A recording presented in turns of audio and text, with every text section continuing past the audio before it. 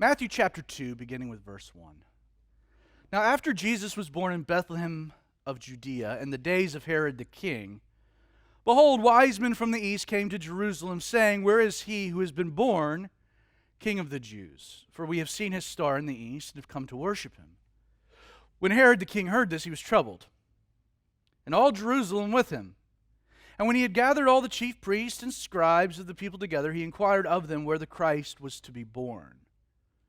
They said to him, In Bethlehem of Judea, for thus it is written by the prophet, But you, Bethlehem, in the land of Judah, are not the least among the rulers of Judah, for out of you shall come a ruler who will shepherd my people Israel. Then Herod, when he had secretly called the wise men, determined from them what time the star appeared. And he sent them to Bethlehem and said, Go and search carefully for the young child. And when you have found him, bring back word to me, that I may come and worship him also. When they heard the king, they departed, and behold, the star which they had seen in the east went before them, till it came and stood over where the young child was. And when they saw the star, they rejoiced with exceedingly great joy. And when they had come into the house, they saw the young child with Mary his mother, and fell down and worshipped him. And when they had opened their treasures, they presented gifts to him, gold, frankincense, and myrrh. Now, before we get into this interesting story, I want to go ahead and establish a bit of a general context and time frame for the events of this second chapter. Matthew begins really by giving us a rather broad transition. He simply writes, now after Jesus was born in Bethlehem. Well, Matthew doesn't give us any specifics. His description, though, in the passage of Jesus being a young child living in a house that was located in this ancient city of Bethlehem when wise men come from the east, it indicates that, again, Jesus is not a babe. He's a young child. He's not in a stable. He's in a house. Roughly, somewhere between probably 12 to 18 months have transpired between the birth of Christ and this particular story, or the close of chapter 1 and the opening of chapter 2. Now, we have no idea, pertaining to the Christmas story, how long Mary and Joseph, with a little Jesus, hunkered down in this stable. According to Luke 2, we do know they had to have remained close. And we know that because they would take young Jesus to the temple to be circumcised on the 8th day. And then after that, they set enough time aside for Mary to fulfill some kind of odd things, some of these requirements for her purification that were specified in Leviticus 12. If you take it all into account, they had to stay close, probably not in the stable, but they do stay close, probably remaining in Bethlehem for roughly 40 days or so. We can say that with certainty. And Bethlehem was a suburb of Jerusalem, so it was an easy place to kind of come in and out of the city as necessary. In Luke chapter 2, verse 39, we do read, Luke kind of transitions us. He says, So when they had performed all the things according to the law of the Lord, so Jesus' circumcision and Mary's purification, they returned to Galilee, to their own city, Nazareth. Now, admittedly, there are kind of two ways that you could kind of view the larger timeline of Jesus, the early years of Jesus. Option one is that a month or so after Mary and Joseph, finish up their dealings at Bethlehem, they return to Nazareth. Option one. And they probably find the situation, because of the scandal surrounding, Jesus' conception, they probably find it so unbearable that they leave. So they wrap up things in Bethlehem, they leave, go to Nazareth. It's not a great dynamic, so they decide, well, let's load up, let's move to Beverly Hills, So they load up the truck, and they make their way back down, and they come back to Bethlehem. That's option one. Option two is that Mary and Joseph realize the situation in Nazareth, and so they make the decision to remain in Bethlehem. The stable doesn't work for very long. They rent a house, a little condo. They don't return to Nazareth until much later. In fact, they probably don't return to Nazareth until the events of this chapter, which would include a jaunt to Egypt, a return back to the region, and then they settle. So Jesus would probably be 4 or 5 years old. So there are two ways you can view the timeline, and admittedly, both make sense. Both don't contradict. And you can find scholars on either end of the equation. I don't necessarily have an opinion because it doesn't matter. Now, diving into the second chapter, I should begin by explaining that, really, if we're being honest, you would be hard-pressed to find really a more mysterious group of individuals in all of the Bible than these wise men. In fact, what you might think you know of them is probably factually wrong. Like, for example, we assume that there were 3 wise men. And we make that assumption because of the 3 gifts that they presented to Jesus. But that's the only evidence we have of 3. And in likelihood, because all of Jerusalem was worried along with Herod, there was an entourage. Like, Matthew actually doesn't specify how many of the wise men come seeking Jesus. Common misconception. We 3 kings is not quite factual. Well, once more, every Christmas nativity, on your mantle, December time, includes the wise men, in a couple camels, gathered around the manger scene along with the shepherds, right? And yet, that didn't happen. That's not the scene. That's not the nativity scene. Again, as mentioned, a young child in a home is a very much different scene than a babe lying in a manger. And so, the Addams family, we like to be factually correct. Every Christmas morning after we have breakfast, but before we open presents, we read the Christmas story. Jessica has this nice little nativity scene. So the kids, the young ones, will act out the scene as we read through. The actual night of Christ's birth, we put the wise men in the kitchen, because that's where they are. They're about 1,000 miles away. And so, about June or July, we finally get them to the manger. As you transition from the birth of Christ to this account, let's be real, questions do abound. Like, there are a lot more questions that you have getting into this chapter than answers, at least initially. Like, who are the wise men? Where did they come from? Why would foreigners care that a king of the Jews had been born, yet alone want to come and worship him? It's bizarre. And how do they know to look for a star? What's the deal with the star? Like, how does this particular star indicate that such an important birth had taken place? And aside from this, like, why are the wise men so late to the party?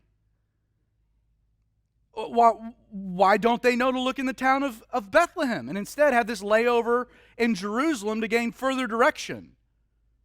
Faulty star? Bad GPS? Drop the signal? I don't know.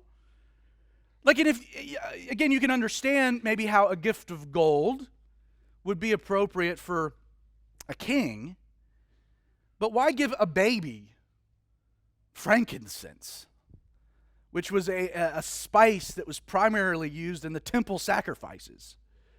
And not only that, but myrrh. Why would you give a baby myrrh? I mean, it would be like me visiting you in the hospital with your newborn and bringing embalming fluid.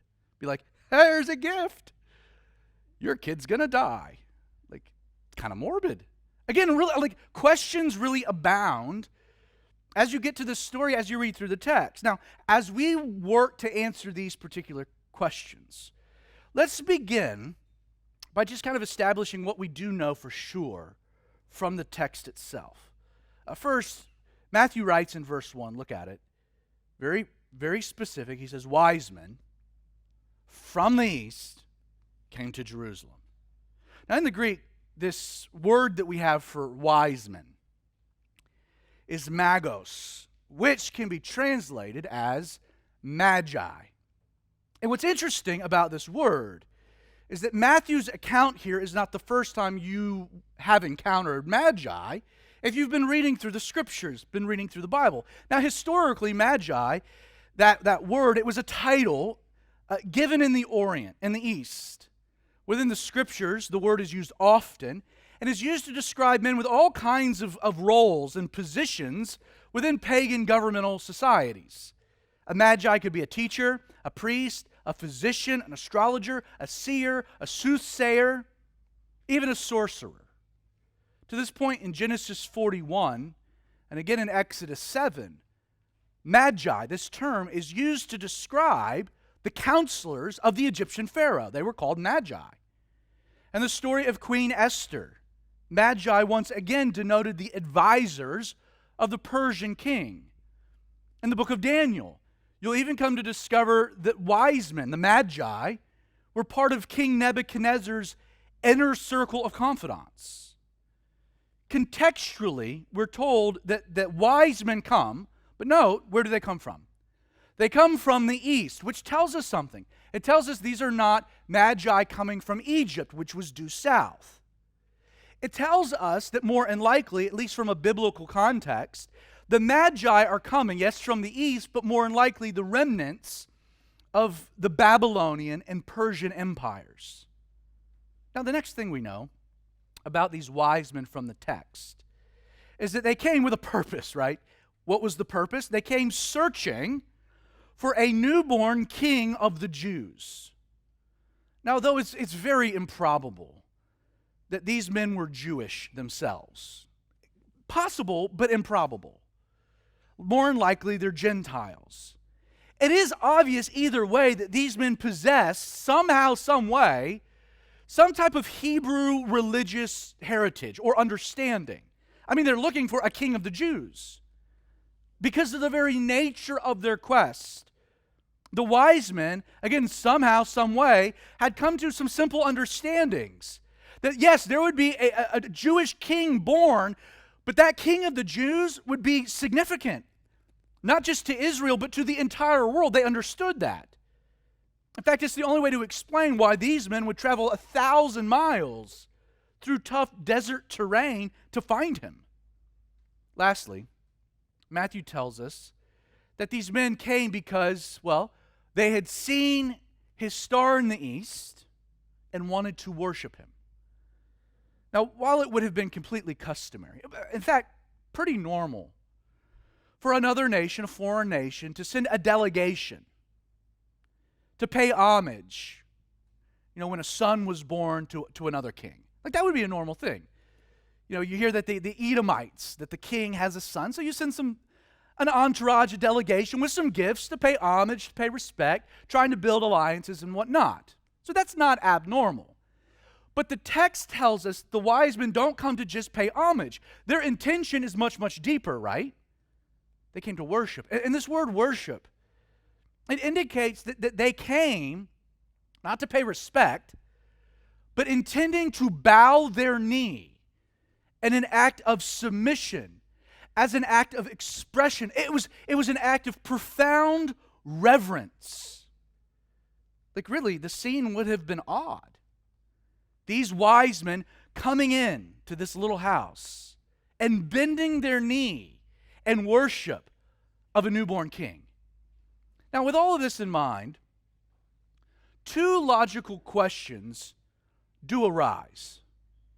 First, what would motivate a group of pagan wise men from the east to set upon a difficult journey in order to find this newborn king? What would be their motivation? And secondly, how does a star indicate the timing of the journey? So those are the two questions that remain. Now, the text is kind of mum to the question. But I do think in describing these men as wise men from the east, Matthew is giving, again, a Jewish audience, which is to whom he's writing, a logical clue. You see, in order to effectively understand the wise men and to answer these questions, you have to rewind the clock a little bit. In fact, you got to rewind the clock about 500 years to a Jewish prophet living in Babylon, a man by the name of Daniel. And I'll give you just some quick context. Following an elongated season of rebellion by the Jewish people, God decided to use the Babylonian Empire to judge the southern kingdom of Judah.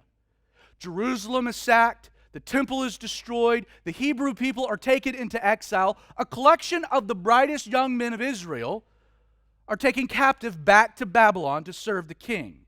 One of these young men is Daniel, and Daniel is deeply worried. In fact, he's grown very concerned that because of their sin, because of their rebellion, because of the things that they had been doing leading to this moment where God judges them in such a way that maybe their privilege, their right, their standing as the people of God has been vacated. He's worried about that.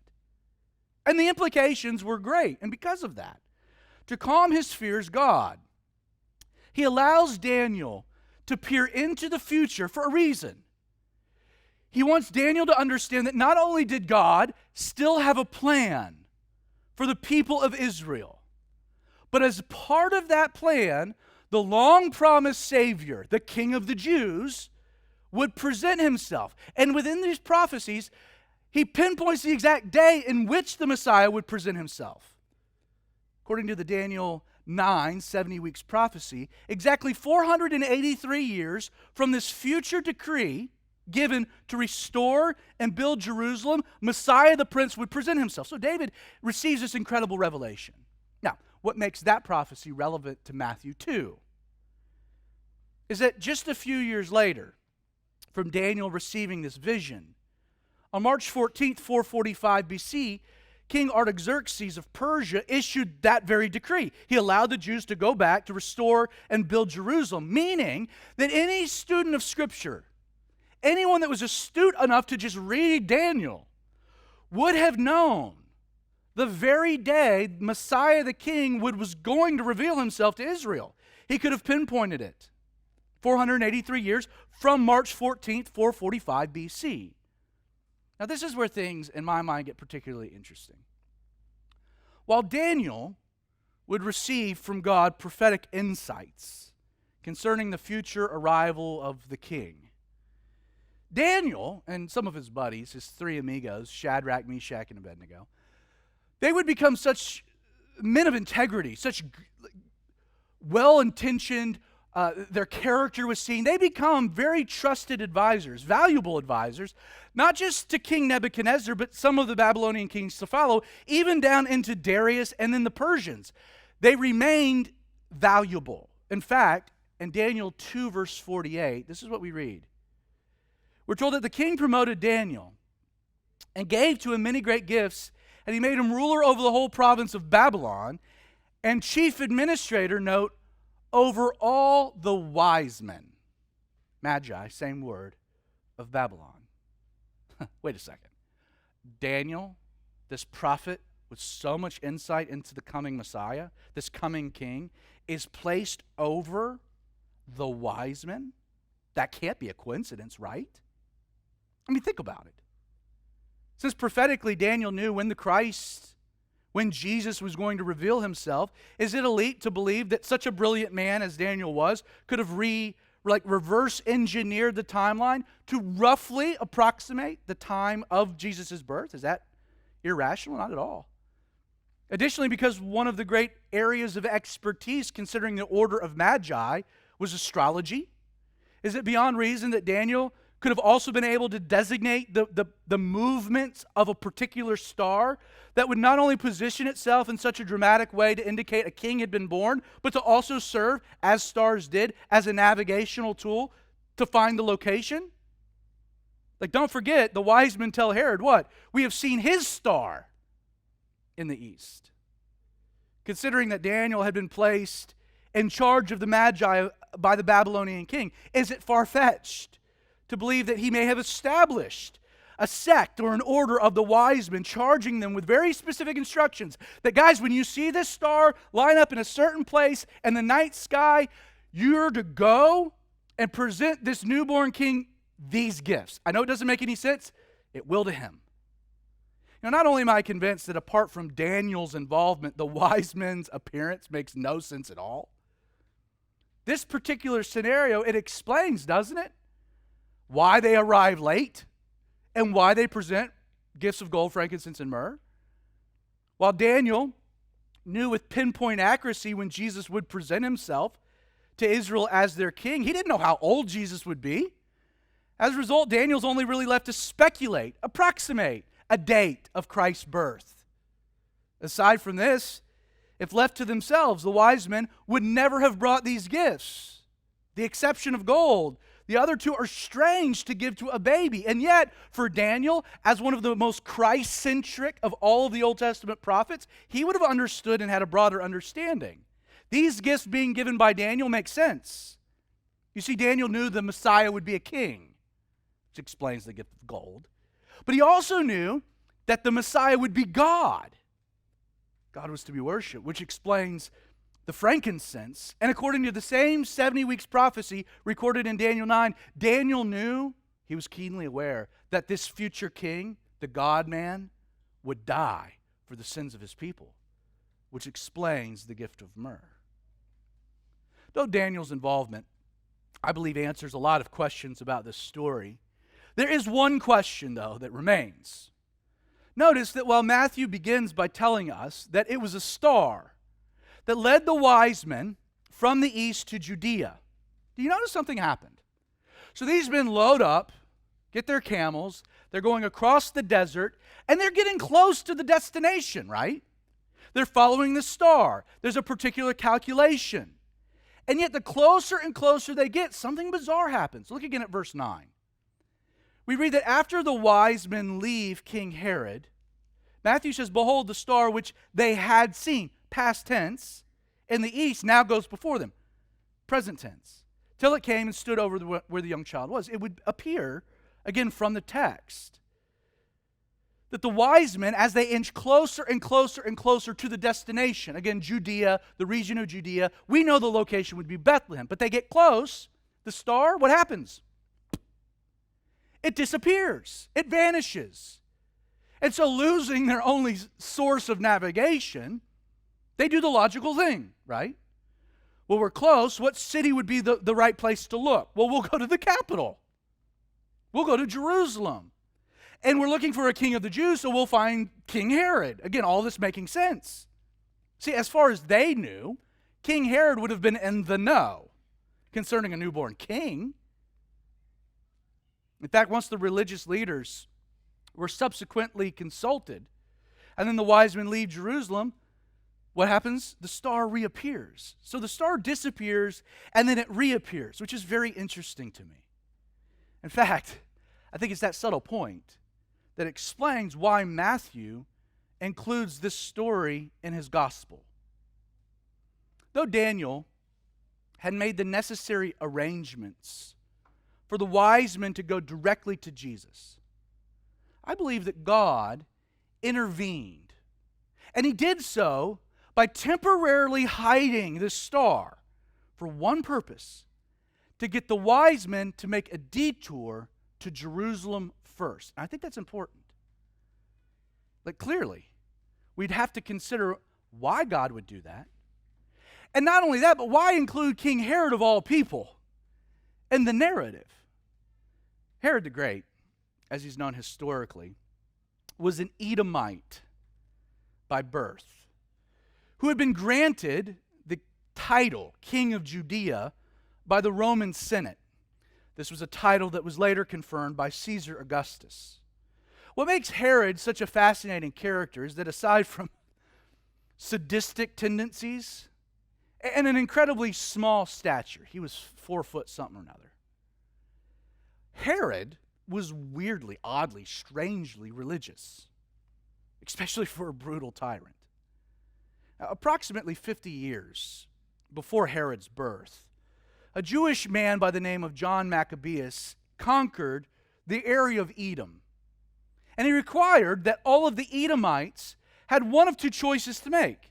You either leave or you convert to Judaism. That meant that anyone that stayed, any Edomite that stayed, which included Herod's family, had to convert, which included being circumcised and adhering to the Jewish laws and customs. Beyond developing and maintaining a good rapport with the Jews that were living under his control, because he was a proselyte, Herod the Great, he had a deep longing to be accepted by the religious establishment.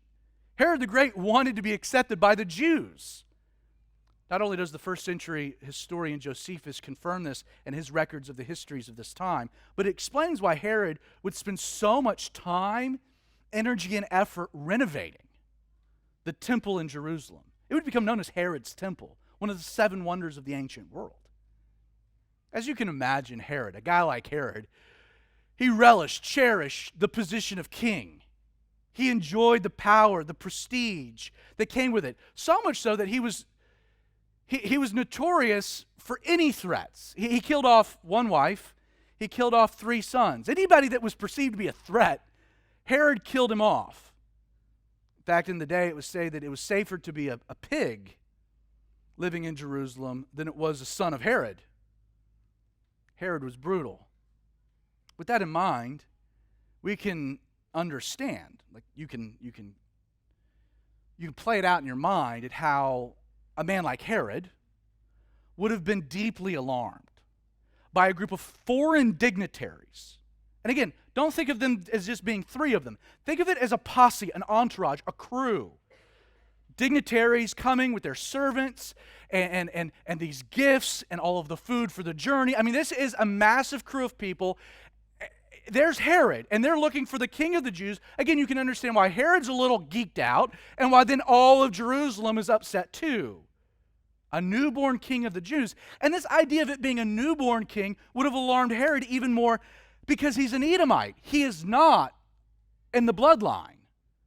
You see, a born king of the Jewish people was the ultimate threat for Herod. A born king would have possessed a rightful claim when he didn't have one, could have taken the throne by force, amassed power. A born king of the Jews would have undermined any type of goodwill or standing he had within the Jewish community. Now, one of the things I find fascinating about the story is that Matthew tells us, yes, Herod was alarmed, very much so. But notice, Herod didn't brush off the inquiry of the wise men. Instead, Herod the Great had the acumen to take it very seriously.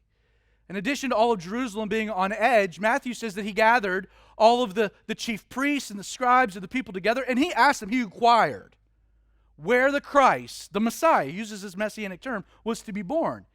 And really kind of a strange twist. Like this very question indicates that they're looking for the newborn king of the Jews, but Herod has taken it a step further. Herod actually understands, in light of the messianic prophecies, that at this point in history, such a group of people looking for a newborn king of the Jews, in light of everything going on, that newborn king of the Jews would more than likely, according to Herod's estimation, again, no theologian, would have been the Christ. They're looking for a newborn king. Herod comes in, what's his question? Where's the Christ to be born? Like, that's who I'm really concerned about, the Christ, the Messiah. Now, he goes to the religious leaders. Logical place to go. Chief priests, the scribes, the lawyers, the experts of the law.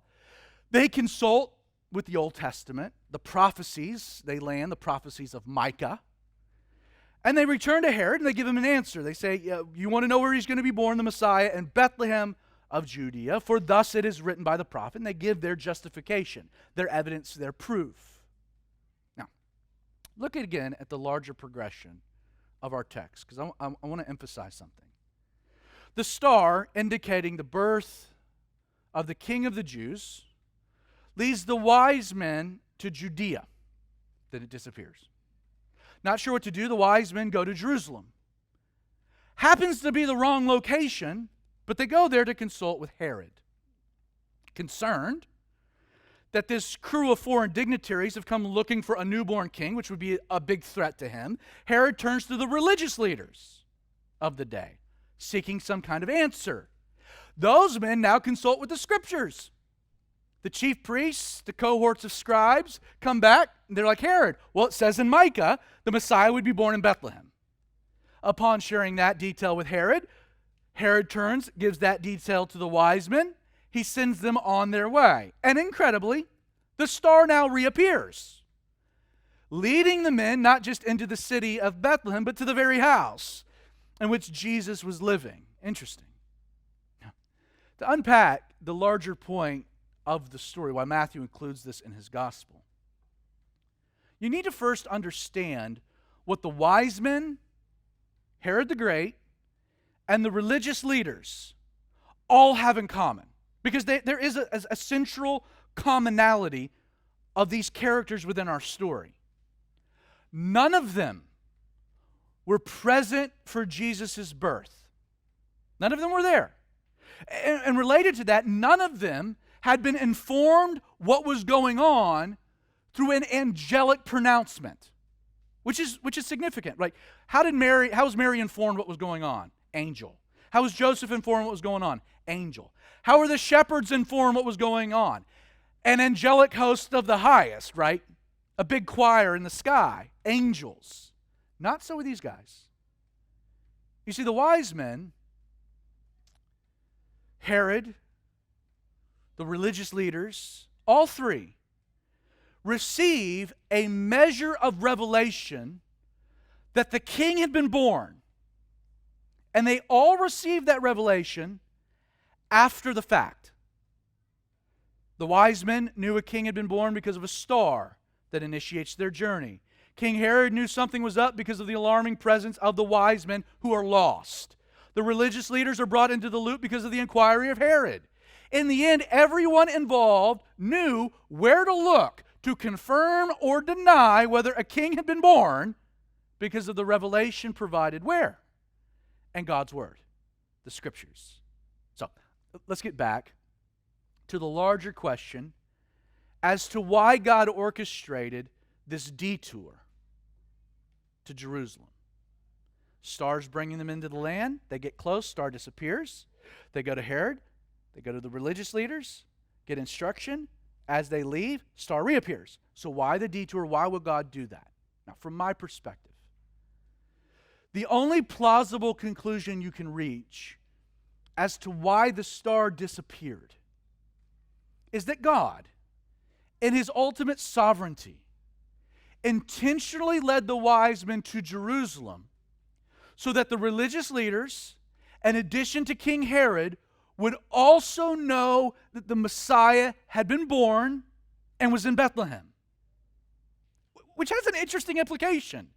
It means that God, in His providence, was inviting these men to also come and worship the newborn King of the Jews, to encounter Jesus for themselves. Now, before we close, by kind of centering back onto the wise men and their experience, Herod's reaction to the news of Jesus' birth should really come as no surprise. Matthew tells us Herod instructs the wise men to bring back word to him, right? You guys go, you worship, you come let me know where he is. Why? Because I want to go worship him also. It's a false pretense. We'll look at this next Sunday. Herod's intentions are totally evil. And yet, to me, it's the reaction of the religious leaders to the things that are happening here that's absolutely shocking. Like, you have a large group of wise men who have traveled 1,000 miles from the east. They show up on your doorstep in search of a king prophesied generationally for 1,000 years from your holy scriptures, claiming he had been born. They show up. Where is he? You ask how they knew what they knew. And they kind of give you this tale of a star appearing and disappearing. Okay. Prompted by King Herod, who clearly sees the situation as being true enough to be concerned, instructs you. Like, this star thing seems weird. These people come and seems odd. Okay, well, you actually go to the scriptures. You're like, well, let's pull out the scrolls, and you're rolling them up. You're doing some word studies. Like, the king wants to know. We need an explanation. The star seems like an odd story. Let's get to the bottom of it. So you actually go to the scriptures, and you're like, oh, well, that's easy. Like, Bethlehem, which is like 2 miles outside of the city, is going to be where the Messiah would be born. So you pass along that information to Herod, who then passes along that information to the wise men, who then are like, cool, thanks for the tip. And they promptly depart and head south via your instructions. I mean, seriously. It is beyond the pale that not one of these religious men are even remotely curious enough by what's happened to tag along with the wise men to see if just maybe the king had really been born. I mean, their actions defy reason and are simply unexplainable. Like, keep in mind that Matthew's entire point in writing is to prove that Jesus, who those religious leaders had rejected, was the king who had been promised to their forefathers and prophesied about in the scriptures. That's his job, his intention, his motivation in writing. In fact, Matthew, as a Levite, his name Levi, and member of the priestly class himself, he's letting the world know that God had gone out of his way to make sure the birth of Christ had been revealed to the religious establishment, making their inaction inexcusable and flat out scandalous. Just for a moment, imagine you're a Hebrew and you're reading Matthew's gospel for the very first time. In fact, in reading Matthew's gospel for the very first time, this story that we just read in the second chapter, this is the first time you have ever heard about this story. According to Matthew, these religious leaders, men that you have trusted your entire life, men that you kind of followed when they were like, yeah, Jesus isn't the Messiah, men that rejected Jesus, and you're like, well, they're the religious establishment. I mean, I should probably go. I mean, they're the experts. Trust the experts. I'm going to trust the experts. So you're reading this story about the experts, men you've trusted your entire life, men you've placed your faith into, and then you hit it. You read it, and you're like, these guys did nothing with the obvious revelation that they had been given, that the Christ had been born. I mean, how could that even be? Like, no investigation at all? You're not even curious? Nothing? Like, it would be a shock to your system. Guys, you had one job. We've been waiting thousands of years for the king. You got wise men coming from the east. They're like, yeah, we're here looking for the newborn king. We saw a star. And then you go to the scriptures, and you're like, yeah, he's in Bethlehem. And you don't do anything? Like, your job is to be looking out for the Messiah. And you're like, yeah, not really interested, not curious. Doesn't really meet a threshold. What? And it's not only, it's like you could take an Uber. Like, it's in Bethlehem. It's not like, yeah, you got to go to Rome or some other place, or you got to go down to the dead. No, it's Bethlehem. Like, it's a half-a-day walk. I mean, what are you doing? Not even curious. Not only that, but the way that Matthew presents it is that you'd have to also be a bit insulted.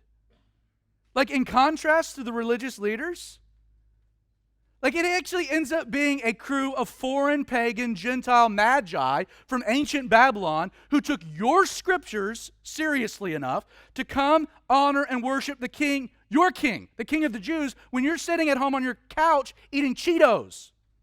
Like, yes, as you're sitting there, the religious men had rejected Jesus. But it's in this moment that you're sitting there wondering, if you're reading this story for the first time, have you ever been getting the truth from these guys? Bingo. That's the entire point of the story. That's the entire point of the story. Now, before we wrap things up, I'm going to leave you with 3 truths that you can chew on over the next week. 3 things that you can take from the story, from application. First, one of the things I love about the story is that, it's a perfect illustration to the fact that there's no one at all, beyond the reach of God. No one is. Whether it be a group of like Eastern astrologers living in some temple on some perch in the Himalayas. You know, God can reach that person. God can reveal himself to that person. Like, there's no one. Like, a group of Eastern astrologers, God reached. Yes, they were left with vague instructions by a prophet named Daniel, but God reached them with a star. He met them where they were at. They were astrologers. But he wanted to reveal his son Jesus to them. Whether it's a group of corrupt leaders, religious leaders, everyone, as this story illustrates, everyone is invited to come and to experience a life-changing encounter with Jesus. Yes, most shockingly, even a very wicked king named Herod was given the invitation. Secondly, as we see with these religious men, it's entirely possible. I think this is a good warning. It's entirely possible to know the written word without ever coming to know the living word. What's interesting is reading and studying the Bible. It can facilitate both aims. If you don't know Jesus, time in the Scriptures will indeed deepen your knowledge of Jesus. That said, though, if you know Jesus, the same amount of time in Scripture ends up facilitating something beyond knowledge. It facilitates an experience that you have with Him. And the difference between gaining knowledge and gaining the depth of experience, the difference between the knowledge of Jesus and growing to know Jesus through the study of His Word, what separates the two exercises is simple. It's whether or not you have a personal relationship with Jesus. Lastly, it's been correctly stated that knowledge is of no value unless you put it into practice. You see, what the story illustrates is what you know, knowledge, is not nearly as important as what you do with what you know. By the way, that's also the definition of wisdom. Knowledge and practice. Brought 1,000 miles west to a foreign land by the appearing of a star, associated with a legend that it would coincide with the birth of an important king, which then would necessitate the presentation of these three strange gifts. A legend that was started by a Hebrew prophet 500 years earlier, only to be passed down through successive generations of wise men. Then equipped, following a detour with a general location revealed in scriptures you can't read or understand, that was then more specifically honed in now by the stars reappearing, which you're thankful for. The wise men don't have much to go on, do they? Not much at all. And what do? They had a little knowledge, but they had a big faith. And they acted on what they knew. And what resulted? Matthew says they came into the house, they saw the young child with Mary his mother, and they fell down, and they worshiped, and they presented to him gifts of gold, frankincense, and myrrh. Now, friend, the only possible explanation that you can muster to explain the actions of these wise men, the only way it makes sense at all, is that they genuinely believed that a king had been born worthy of their worship. You see, their little knowledge yielded a big act of faith, which resulted in a life-changing, life-transforming, life-altering encounter with, yes, the King of the Jews, Jesus the Christ. Charles Spurgeon once said, as I like to do, quoting David Guzik, quoting Charles Spurgeon, "Those who look for Jesus will see Him. Those who truly see Him will worship Him. Those who worship Him will consecrate their substance to Him." They sought, they worshiped, and then their worship manifested in gifts. When I consider the contrast between the wise men and these religious leaders, as I was studying this passage, I just kind of kept coming back and coming back and coming back to what we read in James chapter 1, verse 22, when we as Christians are warned to be doers of the word and not hearers only, deceiving ourselves.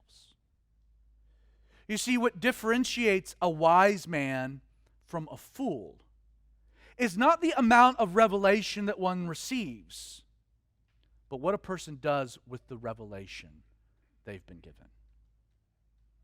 The religious leaders, they knew the Scriptures. They had the testimony of these foreigners, yet they failed to do anything. And in turn, they missed their moment, and in the end, they're considered to be fools.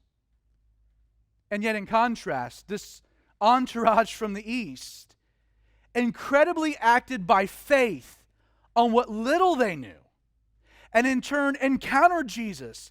And in the end, we have referred to them throughout the centuries as what? Wise men. You want to be a fool, or do you want to be wise? The simple question. It's not what you know, it's what are you going to do with what you know? Like, what are you going to do with what you do know about Jesus? You might have questions about this, questions about that, but let's center on what you do know. What are you doing with it? What kind of impact is it making? Will you act on it or do nothing at all? What will you do with what you know? And I promise you that if you act on what you know, it will lead you to the discovery of the one person ever born to this world that can change your life forever. His name is Jesus. So, Father, Lord, we thank you for this cool story